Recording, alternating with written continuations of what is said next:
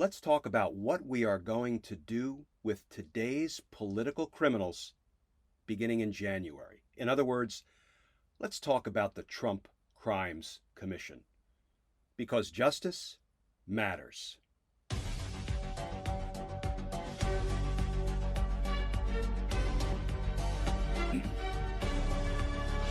Hey all, Glenn Kirshner here. Welcome to the debut of my podcast, Justice Matters. We are going to try to take on big issues. Issues regarding the corruption, the crime, the abuse that's going on in our federal government today.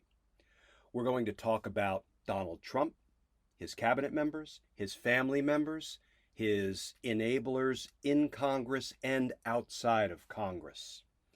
We're going to talk about where we are at this moment in history because, folks, I don't need to tell you, we are in a tough spot. But we're going to get through it. Justice is coming, and justice matters. Here's what we're going to try to do. We're going to have a conversation. I know that might sound strange because I'm sitting here behind a microphone and y'all are listening to me talk, but I very much want this to be a conversation, not just a monologue. And we're going to talk as we move through this podcast about how we can interact moving forward, how I can answer your questions, how we can talk, how we can connect, how I can try to help us all navigate this legal morass that we find ourselves in, where it seems like Trump and company can act with impunity, that like they're above the law, like no one can hold them accountable. What we're going to do is we are going to discuss and analyze the legal issues of the day. We're going to then put them in context because, frankly, what Donald Trump says today often relates to what Bill Barr said or did 3 days ago, which relates to some nonsense that Mike Pompeo pulled last week. So we're not just going to talk about the legal issue of the day in isolation or in a vacuum. We're going to put it in the larger context, because only then can we make sense of it. Can we see what's really going on, what they're really trying to pull, what they're really doing to the United States and its people. And then, after we discuss and analyze the issue, we put it in context, we are going to propose solutions. We are going to talk about common sense ways to attack, to wrestle with, or as Bill Barr might like to say, to grapple with solutions to these problems, because the solutions are out there. The solutions are out there, and we are going to talk about those solutions. Let me start with the perspective that I bring to this conversation that we're going to have. Because, you have to figure out, who is this Glenn Kirshner guy all about? And is he somebody that I should listen to, that I should pay attention to? Are his ideas sound? Is it based on his experience, or is it just a bunch of, hypothesizing, if that's a word? I'm a Jersey guy, so sometimes I don't talk good. You'll have to excuse me. And the other thing I will tell you is, because this is the debut of the podcast, I also don't know a whole heck of a lot about putting podcasts together, certainly not the technical end. So let me warn you in advance, you will probably hear glitches. You will probably hear papers rustling. I guess maybe I'm the only person who still does everything on a legal pad with a pen. I don't carry a computer around with me. I carry a legal pad and pens and pencils. So you're going to hear from time to time something like this. So that was something that should probably be edited out. It's me rustling my papers, looking for the next thing I want to say. So when you hear something like this that you don't hear in the more professional podcasts, we're going to call that a behind-the-scenes glimpse, when in fact it's just kind of me screwing something up. So let me go back to my perspective. All right, what perspective do I bring to the conversation that we're going to have about justice? Well, I bring my perspective as a 30-year federal prosecutor. I started out in the 80s as an Army JAG, prosecuting court-martial cases and arguing criminal appeals for the government. In other words, sort of a prosecutor in the appellate courts when I was an Army JAG. And then I transitioned to the U.S. Attorney's Office for the District of Columbia, which is part of the Department of Justice. And for nearly a quarter of a century, I was a federal prosecutor in Washington, D.C. I will say that I had the good fortune of being hired as a federal prosecutor by Eric Holder. Eric Holder gave me a shot at being a federal prosecutor, and I will forever be grateful to Eric for giving me that shot. I then had the additional good fortune, after being at the U.S. Attorney's Office in D.C. for a few years, of being brought to the homicide section by the chief of homicide at the time, Bob Mueller. So I got to work with, learn from, be supervised by Bob Mueller.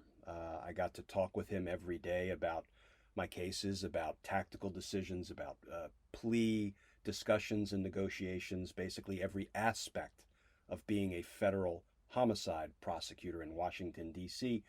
I learned from Bob Mueller. So we're going to talk a good bit about Bob Mueller in this episode and in future episodes. And I will admit that I often have a hard time criticizing Bob Mueller, but I like to think I will call him as I see him. And if I disagree with something Bob Mueller did, then I am going to be upfront about it, and we're going to talk about it. But that is my legal perspective. A little more than 30 years as a federal prosecutor, first in the Army and then with the Department of Justice at the U.S. Attorney's Office in Washington, D.C. I also ended up, after Bob Mueller left as chief of homicide, a few years later, I became chief of the homicide section at the D.C. U.S. Attorney's Office. So I had the remarkable experience and honor of supervising 30 men and women who were assistant United States attorneys prosecuting murder cases in Washington, D.C. And I was responsible for overseeing all murder prosecutions in our nation's capital. That was an honor. That was a challenge. That was a learning experience like no other. And I got to meet and know and work with hundreds and hundreds of homicide families. That's a title no family should ever have to bear, homicide family. And what I learned from those families is that when you lose a loved one to violent crime, your family is never the same. Your life is never the same. And we'll talk about that in future episodes. All of those homicide families live in my heart, and they always will. And I was honored to be able to help them through the most difficult ordeal of their lives, losing a loved one to violent crime, and then being injected into the Byzantine world of police investigations and grand jury proceedings, trials, and sentencing hearings. Those are my professional experiences. So I lived inside the federal government for 30 plus years. So I'd like to think I have an informed perspective of what goes on inside the federal government, inside the Department of Justice. And I can tell you, folks, that I've seen the good, I've seen the bad, I've seen the ugly, I've seen the beautiful, I've seen the horrific, I've seen the charitable, I've seen the stingy. I've seen some stuff. And I will bring all of those experiences to bear on how I analyze legal issues, how we put them in context, and the solutions that we propose to deal with the problems of the day in this extended conversation that we're going to have. I will say that when I retired from the federal government on June 1st of 2018, I had another stroke of good luck because I was asked by Msnbc shortly before I retired to try to come on air and be a legal analyst. And so I retired on June 1st. MSNBC put me on a train on June 2nd at Union Station in D.C., up to Penn Station in New York, to 30 Rock, and they put me on air 9 times in 3 days. And they told me, you're going to sink or swim. And looking back at those first appearances, I definitely took on some water, but I think I managed to swim more than I managed to drown. So I was offered a contract as an NBC News and MSNBC legal analyst, and I do that work to this day, and I do it with gratitude, having even a very, very small voice in the national discussion about Trump and what we are all contending with at this moment in time. And that's work that I thoroughly enjoy and I will continue doing. I will say one of the challenges of being an MSNBC legal analyst is you have about 2, 3, 4 minutes to analyze an issue, to put it in the larger context and propose a solution, which is difficult to impossible to do. You know, I had the good fortune a couple of nights ago of being on with Joy Reid on her new show, The Readout, which is terrific. And I had a one-on-one conversation for 5 minutes with Joy, and I felt like it was the most extended conversation I've had on TV in a while. So there's so much to be addressed in the crimes and abuses in our federal government that we see unfolding every day, right before our eyes, really in the full harsh light of day. And it's hard to sum them up in 2, 3, 4 minute sound bites. So that's why I'm so gratified that we will have this extended conversation to really take on these legal issues of the day, put them in context, and propose solutions. So what you'll get from me, from all of that, from my 30 years as a Fed, from my work as an MSNBC legal analyst, from my life experiences of raising 5 daughters and a son, that is a learning experience as well. You will get unvarnished, hard-hitting, candid, unapologetic commentary and discussions, because at this moment in history, you know, we are at a place where I would say decency is engaged in a bare-knuckle fistfight with indecency. You know, diversity is involved in a bare-knuckled fistfight with prejudice and hate and xenophobia. Kindness is involved in a bare-knuckle fistfight with cruelty, compassion with callousness. In short, justice is in a bare-knuckled fistfight with injustice. And if there was ever a time in our country's history that justice matters, it is right now. It is right now. And that's why we're going to talk about Justice Matters. And that was a page flip, and that's a behind-the-scenes glimpse. So before I turn to today's topic, the Trump Crimes Commission, and how we're going to go about holding today's political criminals accountable beginning in January, let me just tell you where else you can find me. I assume that if you've made your way to my podcast, you may have already been engaged with me on Twitter. I have lots of folks that I've connected with on Twitter. I don't like to use the term followers because I follow them as much as they follow me. I learn from them as much, if not more, than they learn from me. But what I have done over the years is I try to answer people's questions on Twitter every single day, their legal questions, as best I can, bringing my experience to bear on whatever the question happens to be, because people need answers. People need to understand what's going on with Trump and company. People need context, and they need hope, and there is hope. Not false hope, not Pollyanna hope. There is hope, and we're going to talk about that. But you can connect with me on Twitter. We are Team Justice on Twitter, hashtag Team Justice. We've built a team, and I love interacting with our teammates every single day on Twitter. Glenn Kirshner 2 is my, handle or my name, whatever they call it. Someday I hope to graduate to Glenn Kirshner 1, but as of right now, it's Glenn Kirshner 2. You can also catch me on YouTube if you haven't seen my videos. I post a video a day, a Trump crime a day, a Bill Barr abuse of the rule of law du jour. And I have been posting videos every day for the last 100+ days. And it's an uphill battle, it's a grind, but it is something of It's my way of basically continuing my public service that started as a federal prosecutor. I consider these YouTube videos to be like public service announcements, or as best I can come up with a public service announcement. And this will sound corny, but I also feel like my YouTube videos are love letters to the Republic, to the country that I love, to the country that I served for 30 years, and I try my best to continue to serve today. And then one last thing, just today we started a Patreon page. And if you don't know what that is, Patreon is a site that you can go to if you want to support my content. And I welcome you. I'd be gratified if you found this content worthy enough that you would want to go and support it.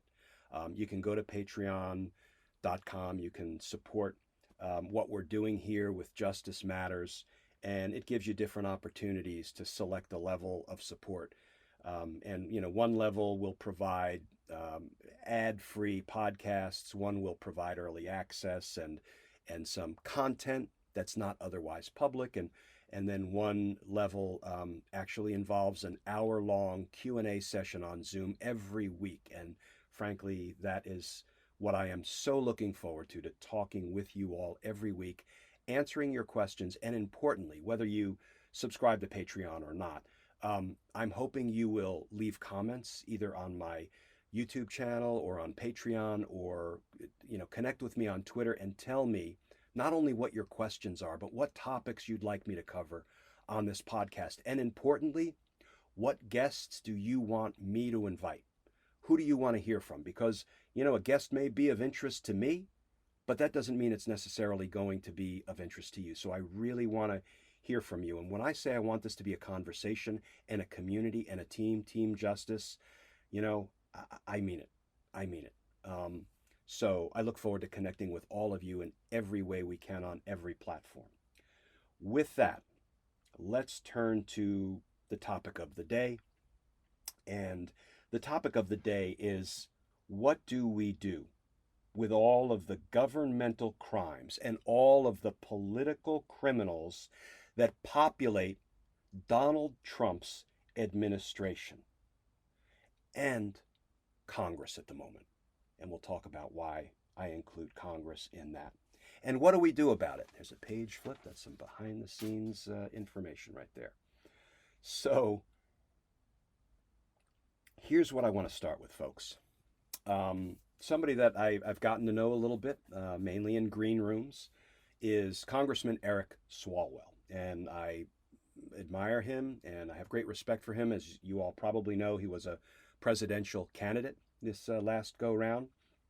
And he sent a tweet out yesterday that just dovetails beautifully with our topic for today, because here is what Congressman Swalwell said. Quote, "I don't say this lightly. When we escape this Trump hell, America needs a presidential crimes commission. It should be made up of independent prosecutors who look at those who enabled a corrupt president. Example one, sabotaging the mail to win an election. Hashtag save the post office." So Eric Swalwell, member of Congress, has called formally for a presidential crimes commission. You know what has a nice ring to it, folks? The Trump Crimes Commission. And I have been tweeting about it, talking about it on podcasts, on radio shows, 2 people at Starbucks, 3 people at Safeway.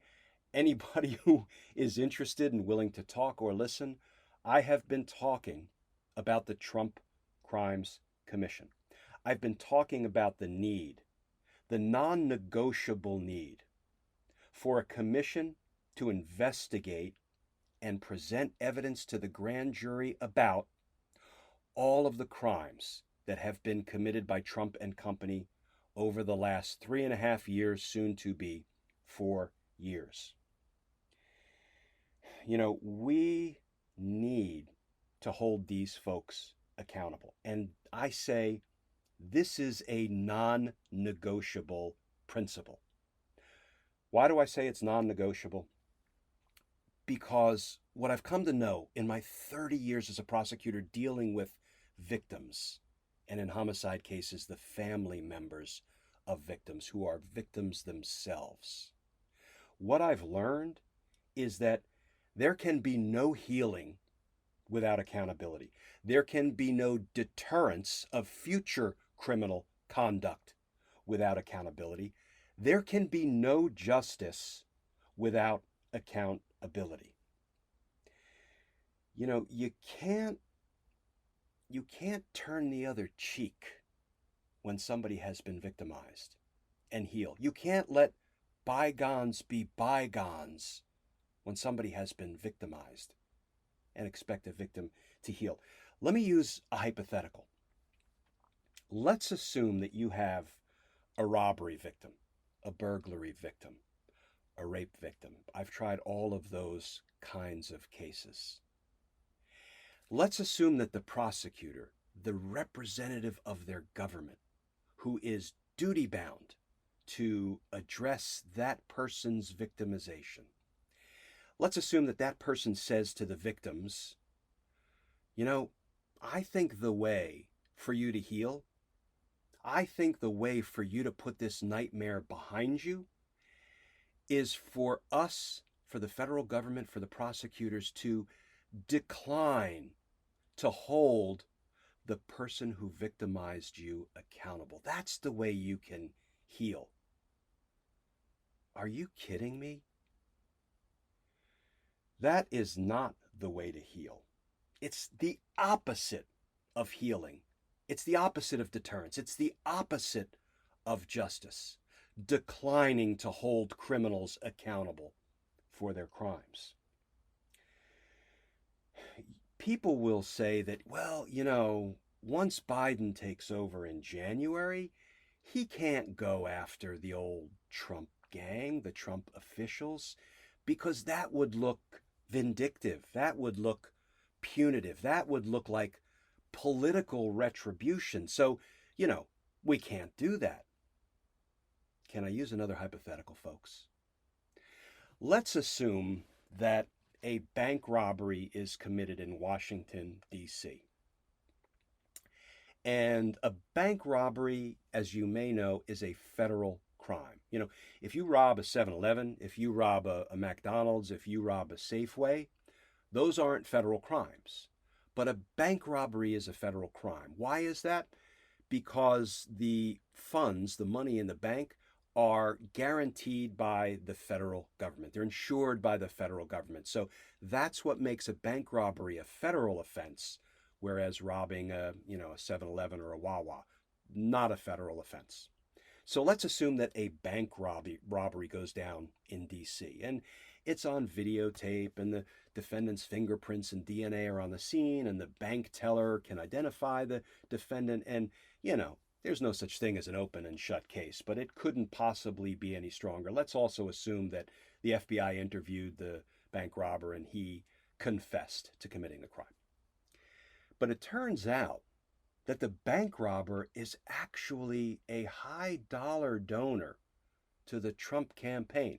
Turns out the bank robber is a close associate and a business ally of Donald J. Trump and his family. So what happens? Well, Bill Barr says, we're not prosecuting this bank robber because he's a high dollar donor to Donald J. Trump. Now, that's not what Bill Barr would say publicly. He would say we found some deficiency in the evidence, and, you know, he would cook up some reason, like he did with Mike Flynn, trying to get rid of his case. Oh, yeah, we'll talk about that.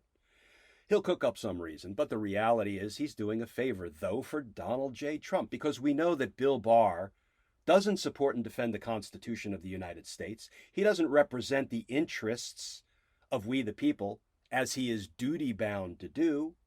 He represents the interests, he supports and defends Donald J. Trump. So he does not allow criminal investigations of anybody in Donald Trump's executive branch. So let's assume in this bank robbery hypothetical that Bill Barr says, nope, not doing it, not prosecuting this bank robber because he's one of Trump's men. Come January, when we have a law-abiding president and that president, Joe Biden, appoints a law-abiding attorney general. Is there anybody who would say, yeah, you can't go after that bank robber because Bill Barr and the prior administration decided that they wouldn't bring charges against that bank robber. So this would be punitive. This would be the party in power, the Democrats, just, seeking revenge against the Republicans. No, nobody would say that.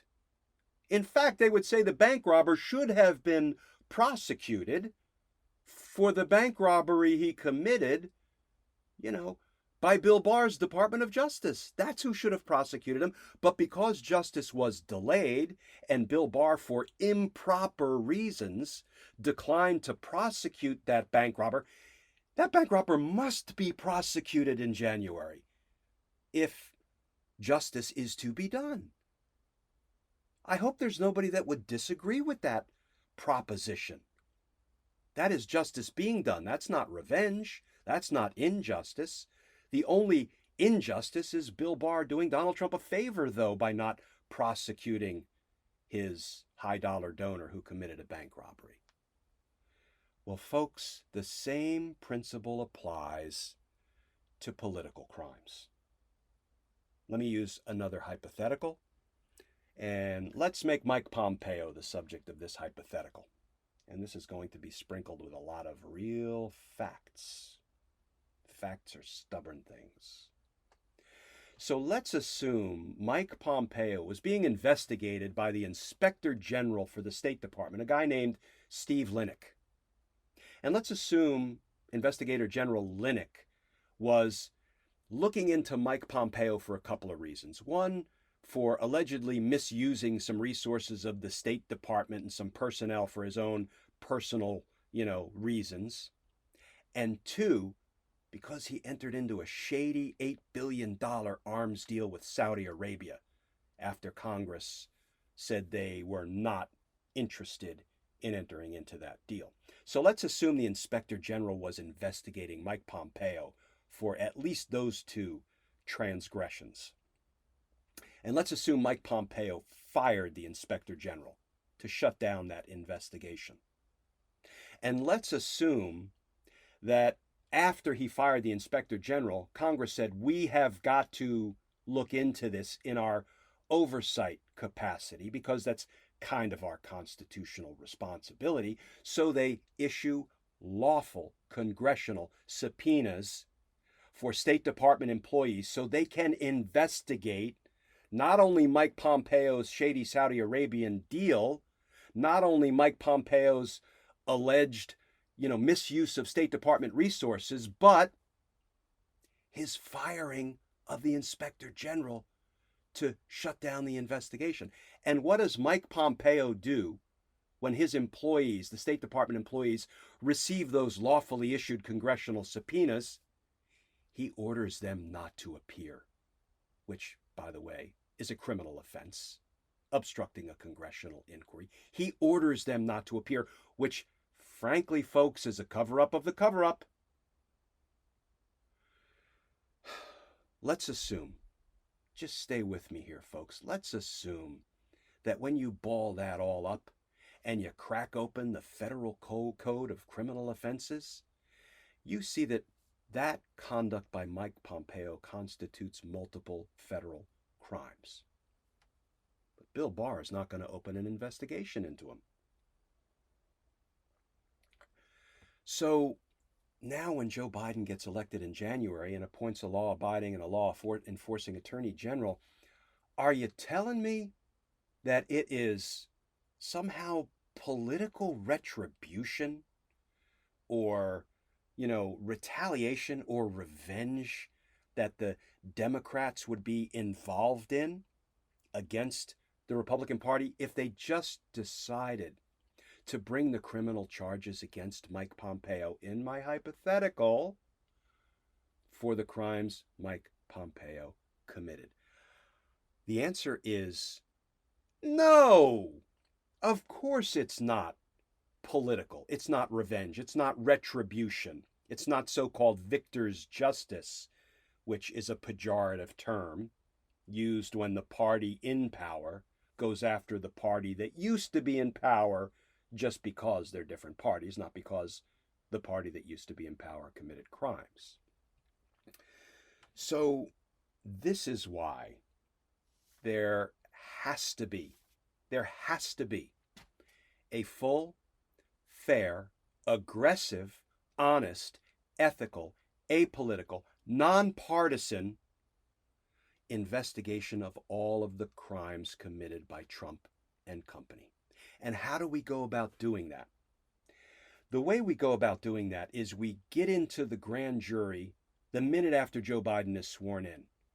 I mean, shoot, I volunteered to go into the grand jury. I spent countless, and when I say countless, I really do mean countless hours in grand juries in Washington, D.C., presenting every scrap of relevant evidence I could when I was investigating crime, and examining every witness that I thought could provide any information relevant to my investigation. And yes, if they were unwilling to be forthcoming and tell the truth, I pushed them hard. I tried to squeeze every drop of truthful information out of them because that's my job. That's my responsibility to the victims and to the community, to the country. So the minute after Joe Biden is sworn in, prosecutors flood the grand juries with evidence. We investigate every flippin' suspected crime of every flippin' Trump administration official, right? Mike Pompeo and Bill Barr, Mike Pence, and let's not forget, they don't have to be government officials, Don Jr., Ivanka, Jared. But I mean the Mnuchins and the Rosses and the Wheelers and the DeVosses and the... That's what we need to do. We need to get into the grand jury. Why? Because the grand jury is the conscience of the community. The grand jury are in there, and in an apolitical way, they are listening to the evidence that is presented. And can I tell you a little bit of inside baseball when it comes to the grand jury, folks? And I can tell grand jury stories all day long without violating 6E, the rule against improperly disclosing matters before the grand jury, evidence before the grand jury. But can I tell you that the grand jury not only sits and listens to incriminating information, but the Department of Justice guidelines provide that we as prosecutors must also present to the grand jury non-incriminating information, or what we call exculpatory information. So if I'm investigating a murder and I have 3 eyewitnesses that identify my target, the target that I'm intending to indict, the person suspected of the murder, if I have 3 identifying eyewitnesses who say the defendant did it, but I have 1 who says the defendant didn't do it, gives them an alibi, I am obliged to present that information to the grand jury because we have to give. It's the right thing to do. It's not required constitutionally, but it's the right thing to do. And our procedures require it. We give the grand jury all of the evidence, the good, the bad, the ugly, the incriminating, the exculpatory. And then we ask them to make a fair decision about whether there's enough evidence to indict and whether the person should be indicted. That's what has to be done here. We package up all of the evidence. We grand jury subpoena all of the witnesses who know anything about the crimes committed by Donald Trump and company, and we march into the grand jury and we present it all to them. And then we live with the grand jury's decision, because as the conscience of the community, they serve as a check and balance against prosecutorial overreach and abuse. We present all of the evidence to them, and then, you know what, if they say, geez, we've heard it all, but we don't think there's enough evidence to indict Mike Pompeo for crimes X, Y, and Z, then we live with that. We don't try to, push an unfair indictment through the grand jury. We don't bring ham sandwiches into the grand jury. I know we've all heard the saying that a prosecutor can indict a ham sandwich. Can I tell you, folks, there's a legal term for that. It's BS. I never saw a ham sandwich in the grand jury, figuratively speaking. I certainly never brought one in. I never presented one to the grand jury. And Honest, ethical prosecutors don't pull that kind of nonsense. Is every prosecutor honest and ethical? No. Is every defense attorney honest and ethical? No. Is every judge honest and ethical? No. But the overwhelming majority of all of those categories of public servants are honest and ethical. So I don't buy into the ham sandwich grand jury line.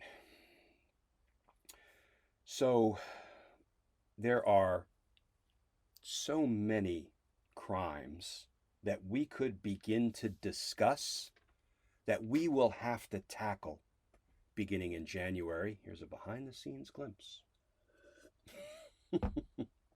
Yeah, I'm not perfect at this podcast stuff, folks, but I'll get better, I promise.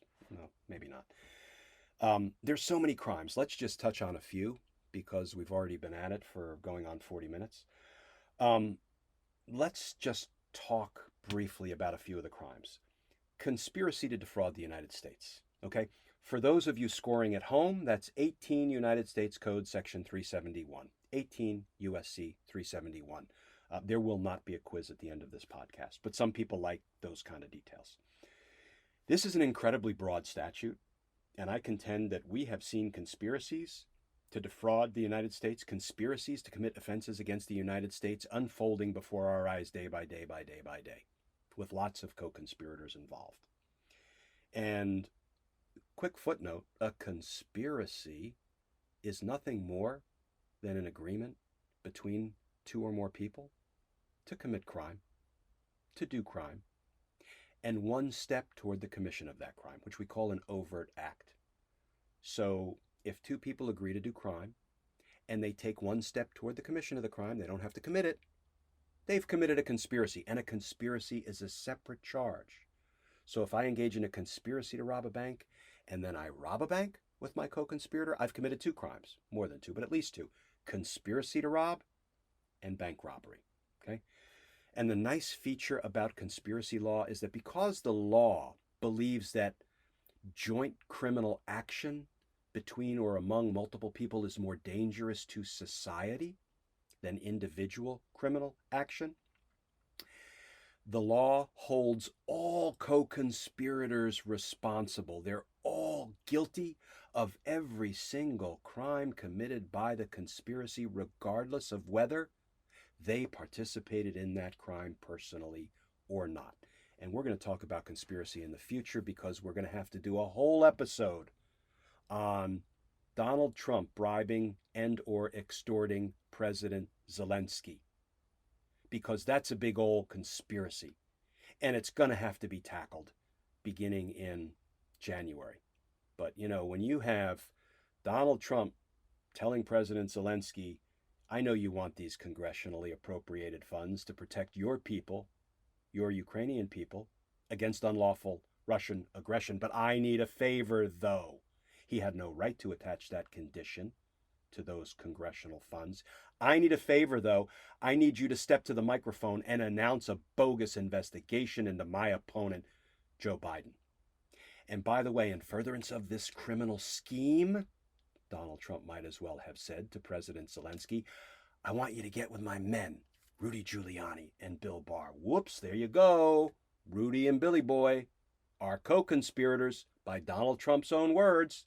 Who else is a co-conspirator? How about Mick Mulvaney, who, when the administration got caught, when OMB got caught, withholding those funds and attaching personal conditions as political favors to Donald Trump, what did Mick Mulvaney say? We do it all the time. Get over it. I would tell Mick Mulvaney, we bring conspiracy charges all the time as career prosecutors. Get over it. And there were more conspirators in that crime to extort or bribe President Zelensky. You know, remember Mike Pompeo pulling Ambassador Marie Yovanovitch out of Ukraine?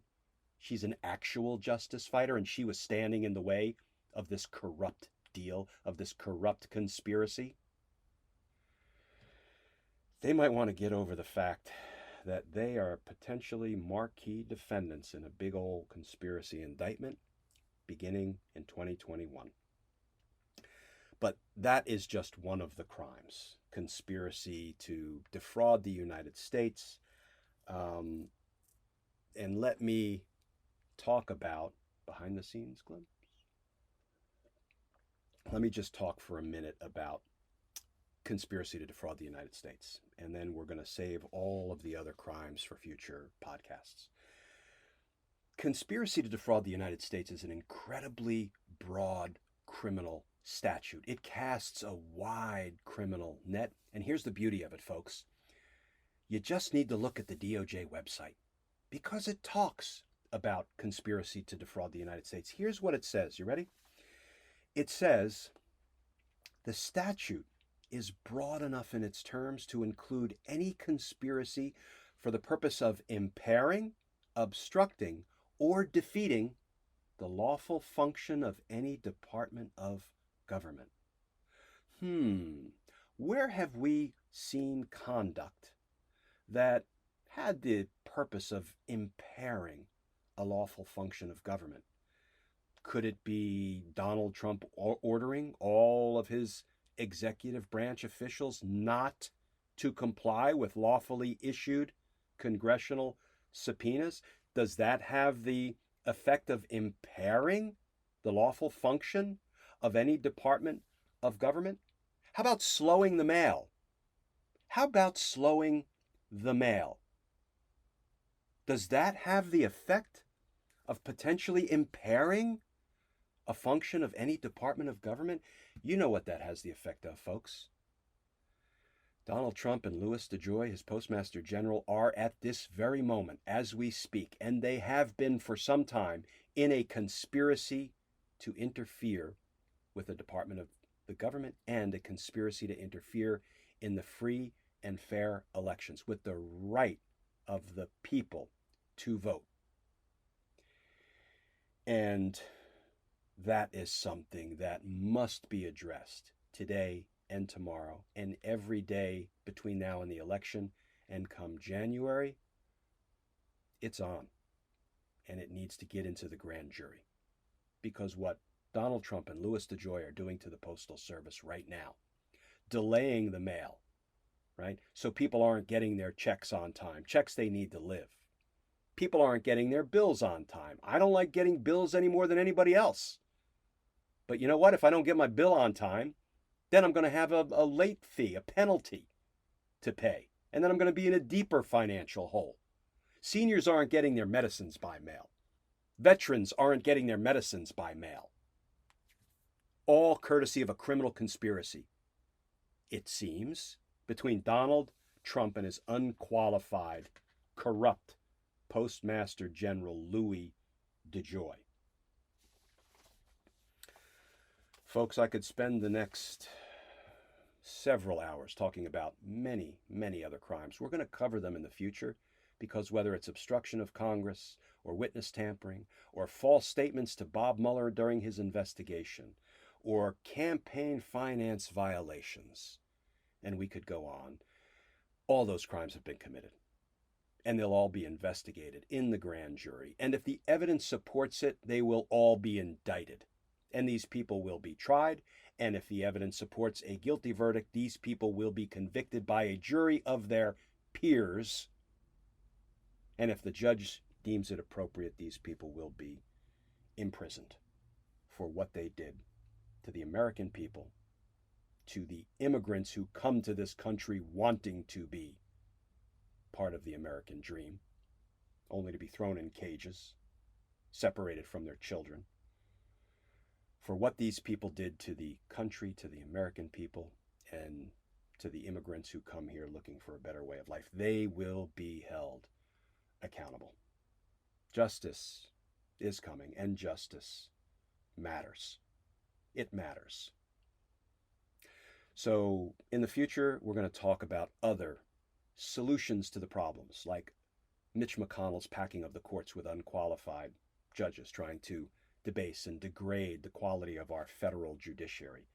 Oh, there's a way to deal with that.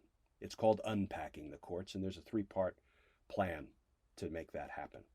We're going to talk about police reform, because there is a way to reform the problems, the chronic problems and abuses that we have seen perpetrated against our minority brothers and sisters, our African American brothers and sisters. And I can't believe it took George Floyd to get us here. But we're going to talk about a 3-part plan to reform policing so that it works for everybody. Everybody.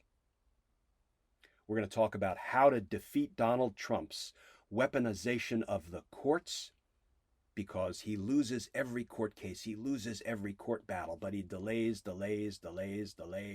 and by losing, he wins because he runs out the clock. There is a way to defuse Donald Trump's weaponization of the courts. It's called the Inter-Branch Dispute Court, and it's imminently doable, folks, imminently doable. And we have to do it beginning in January. There are so many solutions that are just waiting. They're within our grasp, and we are going to start implementing them. I am confident in a Joe Biden administration.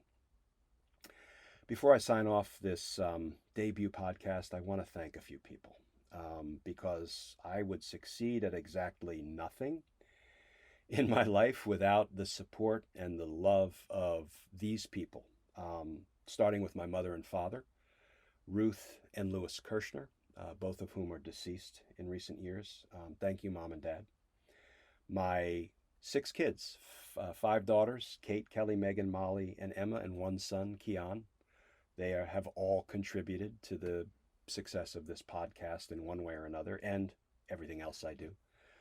I want to say thank you to my in-laws, Mary and Assad, because especially with the passing of my parents, they are my parents, and their love and support has been steadfast and is so very appreciated. I want to thank my friend Cameron, who actually came up with the name Justice Matters, which I love, and I wasn't creative enough to come up with it myself, but it has 2 meanings, obviously. We talk about matters involving justice and the criminal justice system, and Justice Matters. So I appreciate you coming up with the title of the podcast, Cam. And then last and certainly not least, my wife, Nilufar, who is, the executive producer of all things that I do or attempt to do, and is the perfect partner in this podcast and in my life. So thank you to everybody for helping me, get off my duff and put this podcast together. And folks, I am so excited about the conversations that we are going to have, and the team we are going to build, and the justice we are going to do together today, tomorrow, and every day between now and January. And then the hard work of justice begins. And justice can be exhausting, but it's also energizing. So buckle up, and I look forward to talking with you all next week. Again, I hope you'll go to Twitter, Glenn Kirshner 2. I hope you'll tune into my YouTube videos under my name, Glenn Kirshner. That's the name of my channel. I hope you'll consider becoming a patron, going to Patreon and supporting our content, because we can't do this without you. And then I look forward to talking with you again next week on the next episode of Justice Matters.